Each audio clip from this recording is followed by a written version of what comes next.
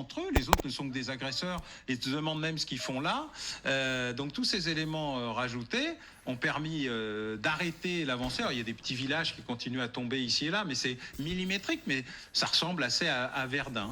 Est-ce que vous voyez un lien entre ce moment russe où ils piétinent, où ils ont beaucoup de morts, etc., et la menace nucléaire? Il y a certains qui font toujours la thèse de la Russie d'autant plus dangereuse qu'elle est faible, d'autant plus dangereuse qu'elle serait blessée. Est-ce que vous le pensez? Elle est d'autant plus dangereuse qu'elle est faible et blessée, mais elle n'utilisera l'arme nucléaire que si son territoire national est attaqué. Et la seule et unique question qui se pose n'est pas le Donbass, contrairement à ce qu'on dit. Je pense qu'ils en ont grosso modo pas grand-chose à faire. Ni Donetsk, ni Luhansk, ni Mariupol, ni Melitopol, ni même la mer d'Azov. C'est la Crimée. Le cœur du débat, le moment de vérité, c'est s'il y a ou pas un risque de perdre la Crimée. Et ce sera probablement l'enjeu majeur d'une discussion, alors là, avec l'arme nucléaire sur la table. Ça veut dire le pistolet nucléaire sera sur la table quand il sera question de la Crimée. Il est déjà annoncé le jour de la Crimée. Sur le reste, je ne crois pas. Le reste, ce sont des manœuvres, des manipulations, de la communication. On a vu que Vladimir Poutine, souvent, en fait, reculait. À Kherson, il a reculé. Dans un certain nombre de situations où il disait ce sera une terre russe pour toujours, il a reculé. Est-ce qu'il peut reculer pour la Crimée? Alors, c'est pas exactement ça son sujet. Son sujet, c'est qu'il dit nous ne savons gagner que les guerres longues. Comme disait un de ses proches, les Russes savent s'ouvrir comme personne, et tant que vous n'aurez pas compris ça, vous ne comprenez pas pourquoi nous pouvons durer. Mais la réalité aujourd'hui, c'est que Vladimir Poutine se compare, il a annoncé d'ailleurs qu'on allait réétudier ça dans les écoles, à Pierre le Grand et ce qu'on appelle la Grande Guerre du Nord contre les Suédois. Et les Russes ont perdu toutes les batailles jusqu'à la fin, sauf la dernière. La dernière, ils l'ont gagnée et ils ont renversé par des marées humaines qui ont submergé et resubmergé jusqu'à épuisement des Suédois, et ils ont gagné la guerre. Et c'est la même logique.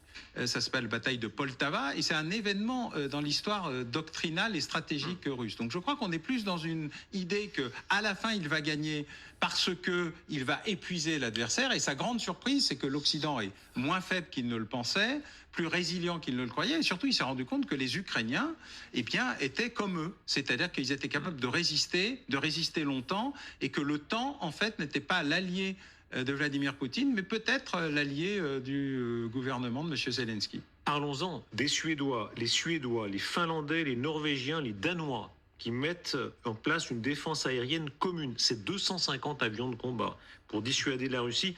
Le document a été signé par les commandants des 4 forces aériennes, 4 généraux. On voit là à quel point, s'il y a une crainte de la Russie, elle est fondée. 250 avions. C'est quelque chose. Ils ont envahi la Finlande et ils ont récupéré un bout qui s'appelle la Carélie. Ensuite, il y a eu une confrontation très dure sur le sujet. Je vous rappelle que le président Erdogan bloque partiellement l'entrée de 2 pays dans l'OTAN. Eh bien, ils viennent de contourner le problème en faisant leur petit NORAD, c'est-à-dire l'alliance aérienne américano-canadienne. Ils ont fait l'alliance du Nord, comme il y a un conseil nordique. Et ça montre la détermination non seulement de l'Union européenne ou de l'Alliance atlantique, mais aussi à l'intérieur de l'Alliance atlantique et de l'Union européenne, de blocs de pays qui ont beaucoup souffert des tentatives d'invasion russes ou soviétiques et qui sont prêts à se défendre en se rassemblant. Il faudra ensuite gérer le problème des pays baltes. Hier, sur notre antenne, parlait le président polonais, M. Duda. C'était très frappant de voir que lui envisageait de manière très concrète une provocation russe. Ils ont même la carte en main. Ils disent voilà, c'est ce détroit de Souvalki, c'est une hypothèse parmi d'autres, mais on voit qui permet de rejoindre Kaliningrad. Voilà, que eux imaginent déjà vraiment la guerre. Ils en sont là en réalité. Ils n'ont pas tort. La lucidité, quand la guerre arrive, c'est qu'il ne faut pas la regarder en attendant qu'elle arrive. C'est qu'il faut prendre les moyens de la rattraper pour éviter qu'elle se produise. Et donc, de ce point de vue-là, c'est pas les pacifistes qui empêchent les guerres, c'est les pacifiques qui créent les conditions de l'équilibre des moyens, de la puissance et de la souveraineté. Tout ce que nous avions oublié après la chute du mur de Berlin, en considérant qu'il n'y aurait plus ni amis ni ennemis, mais plus que des fournisseurs et des clients. C'est vraiment le cœur de votre livre. À quel point on a voulu enlever de notre panorama la guerre. On voulait plus y croire. Oui, surtout on a pensé que la paix c'était normal et que la guerre c'était l'intermède. C'est l'inverse. Notre paix a été un intermède et notre paix, elle a été très guerrière en Tchétchénie, en Yougoslavie, au Kosovo, des problématiques très violentes à l'intérieur de certains pays de l'Union européenne. L'Irlande est toujours un peu difficile. Le Pays Basque a connu des moments plus durs. La Catalogne a failli exploser. Il y a encore des conflits et des confettis d'empire. Donc il y a un vrai problème. Et donc l'idée générale, c'est justement que la résistance, ça se construit pas après la guerre quand on est envahi, mais avant la guerre quand on veut pas l'être. La phrase en exergue est très intéressante. Vous citez le général MacArthur. Et il faut lire la phrase parce qu'elle est tout à fait révélatrice du ton de votre livre. L'histoire de l'échec dans la guerre peut presque être résumée en 2 mots. Trop tard pour comprendre l'objectif mortel d'un ennemi potentiel. Trop tard pour réaliser le danger mortel. Trop tard pour se préparer. Ah oui, mais il n'est pas encore trop tard. C'est le bon côté de la chose, c'est que le réveil a été brutal, le coup de pied dans l'arrière-train un peu sensible, mais qu'il y a des générations.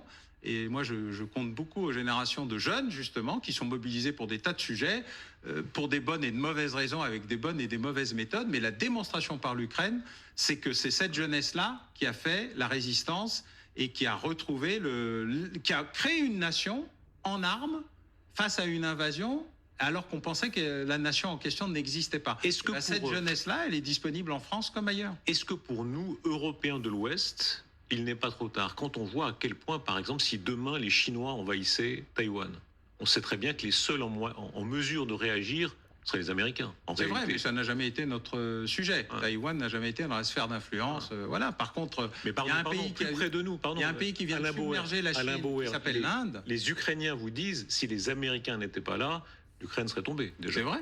C'est vrai aussi. Alors là, on ne parle pas de l'autre côté du monde. Et si les Américains avaient fait le même effort en 2014 au moment de l'invasion de la Crimée, il n'y aurait pas eu de guerre d'Ukraine. Je rappelle qu'il y avait un traité international qui permettait la dénucléarisation de l'Ukraine, 3e puissance nucléaire du monde. Mais alors, est-ce que ça ne montre pas garantie par les États-Unis et la Grande-Bretagne qui ont décidé de regarder ailleurs ce qui se passait. Ils ont eux-mêmes créé les conditions par leur volonté désespérée de ne pas s'occuper de ce qui se passait en Europe, parce qu'après tout, ça n'intéressait plus personne.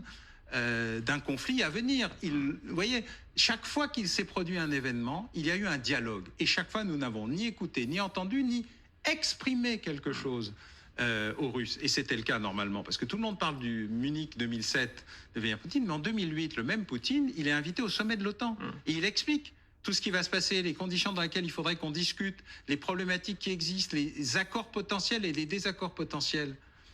Ce sont les Américains qui décident qu'il ne faut pas en tenir compte. Donc il y a plein de sujets. Voilà, Poutine est l'envahisseur, il n'y a pas d'excuses, il n'y a pas d'enjeu. Mais la réalité, c'est que nous avons ignoré les alarmes, nous avons fait comme si ça n'existait pas, nous n'avons ni écouté ni entendu. Les dictateurs, c'est comme les terroristes, ils passent leur temps à nous dire ce qu'ils vont faire, nous passons notre temps à ne pas les écouter.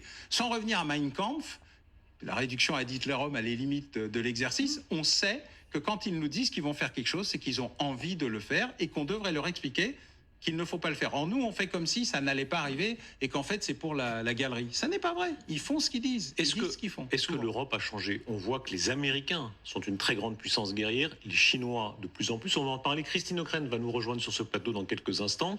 Les puissances guerrières se forment. L'Europe, quand est-ce qu'elle aura une armée? Dans 5 ans? Dans 10 ans? Jamais. Ça règle le problème. À la Communauté européenne de défense, c'était un enjeu en 1954, nous l'avons loupé. Et la seule tentative qui a été refaite il y a quelques années a montré à quel point désormais on était armé américain, équipé américain, sauf la France qui essaye désespérément et qui réussit un certain nombre d'opérations majeures de développement, mais avec la deuxième grande puissance émergente, l'Inde, avec les Émirats, avec toute une série de très grands succès, notamment de la maison d'assaut. Les canons César montrent la capacité technologique de la France, mais nous avons loupé l'idée d'une armée européenne. Il y aura désormais une armée de l'Alliance Atlantique. Est-ce que ça ne fait pas définitivement de nous, peut-être pas les Français, mais d'une très grande partie des Européens, des soumis à un autre empire? Il faut être sous un autre empire. C'est ce que Aaron disait déjà dans les années 80, début des années 80. Les Polonais, ils le disent très clairement. Vous verrez dans le livre les télégrammes diplomatiques déclassifiés qui montrent qu'en 89, à la chute du mur de Berlin, les Européens ont une idée. C'est de sortir de l'OTAN et du pacte de Varsovie pour créer un espace commun en dealant avec la Russie pour sauver l'espace russe, parce que l'effondrement créerait un chaos insupportable. Et pendant 10 ans, ils vont désespérément essayer de sauver l'URSS. Et l'homme qui essaye de sauver l'URSS avec les Occidentaux, c'est Vladimir Poutine, la surprise générale. Et l'homme qui change tout, c'est Evgeny Primakov, le premier ministre d'Helsinki, parce qu'il y a le bombardement de la Serbie et qui dit à ce moment-là, en fait, vous ne voulez pas d'un accord, vous ne voulez pas d'un dialogue, vous voulez d'une confrontation. Et le problème, c'est que au lieu de sortir la Russie, nous l'avons envoyé dans les mains de la Chine. Et d'ailleurs, le livre de Christine est extrêmement intéressant de ce point de vue-là, parce qu'il éclaire une dimension qu'on n'a pas voulu voir et qu'on fait semblant de découvrir tout d'un coup. Je rappelle que Staline voulait nucléariser la Chine parce qu'il en avait plus peur que les Américains. On voit le chemin, hélas, parcouru. On lisait tout à l'heure la déclaration de MacArthur, où c'est très clair, les Américains, eux, ont cette conception de la guerre, y compris préventive. Ils l'ont menée en Irak. Pour le pire sans doute, mais enfin c'est une guerre préventive à leurs yeux. Aujourd'hui, ils ont inventé une guerre parce vis-à-vis de la Chine. Aujourd'hui, vis-à-vis de la Chine, on voit bien qu'ils sont très clairs, contrairement à nous Européens qui sont plus hésitants. Eux considèrent, voilà, la prochaine guerre, c'est la Chine. En gros. Mais c'est la Chine qui l'a annoncé. La Chine Est-ce qu'ils ont raison qu'entre 2027 et 2035, elle récupérait Taïwan parce que Taïwan c'est à eux, un peu comme Vladimir Poutine vous explique que l'Ukraine c'est à lui dans son texte de juillet 21 avant l'invasion, où il vous donne le détail de la logique, la doctrine, l'organisation. Il ne vous donne pas la date. Mais enfin, les Américains l'ont fait pour nous.